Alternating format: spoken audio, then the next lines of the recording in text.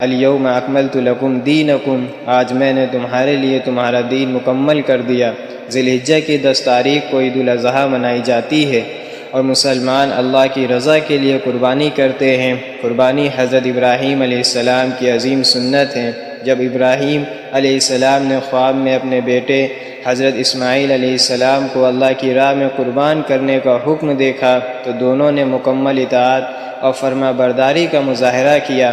قرآن مجید میں اللہ تعالیٰ فرماتا ہے فَلَمَّا أَسْلَمَا وَتَلَّهُ لِلْجَبِينِ، پھر جب دونوں نے حکم مان لیا اور ابراہیم نے اسماعیل کو پیشانی کے بل لٹا دیا، اللہ تعالیٰ نے ان کی قربانی قبول فرمائی اور حضرت اسماعیل علیہ السلام کی جگہ ایک دمبا عطا فرمایا۔ قربانی صرف جانور ذبح کرنے کا نام نہیں بلکہ اللہ تعالیٰ کی رضا کے لیے اپنی خواہشات، غرور اور نفس کو قربان کرنے کا درس ہے۔ اللہ تعالیٰ فرماتا ہے لَن يَنَالَ اللَّهُ لُحُومُهَا وَلَا دِمَاؤُهَا وَلَٰكِن يَنَالُهُ التَّقْوَىٰ مِنكُمْ، اللہ کو نہ ان کا گوشت پہنچتا ہے نہ خون، بلکہ تمہارا تقوی پہنچتا ہے۔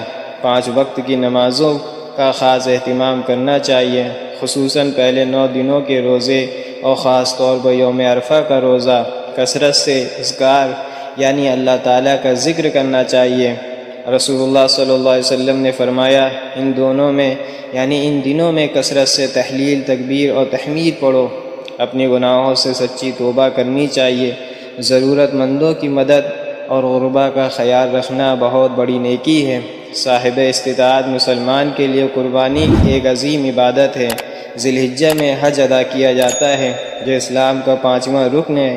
اللہ تعالیٰ فرماتا ہے وَلِلَّهِ عَلَى النَّاسِ حِجُّ الْبَيْتِ، اور اللہ کے لیے لوگوں پر اس گھر کا حج فرض ہے جو وہاں تک پہنچنے کی استطاعت رکھتا ہو۔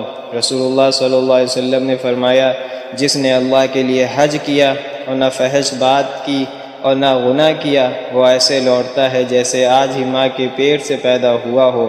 ذی الحجہ ہمیں یہ سبق دیتا ہے کہ اللہ کی رضا ہر چیز سے بڑھ کر ہے۔ اخلاص اور قربانی کامیابی کا راستہ ہے۔ عبادت، تقوی انسان کو اللہ کے قریب کرتا ہے۔ مسلمان کو اپنی خواہشات پر قابو پانا چاہیے۔ اللہ کی اطاعت میں ہی دنیا اور آخرت کی کامیابی ہے۔ ذی الحجہ اسلامی سال کا نہایت مقدس اور بابرکت مہینہ ہے۔ اس کے ابتدائی 10 دن اللہ تعالیٰ کے نزدیک سب سے افضل دن ہے۔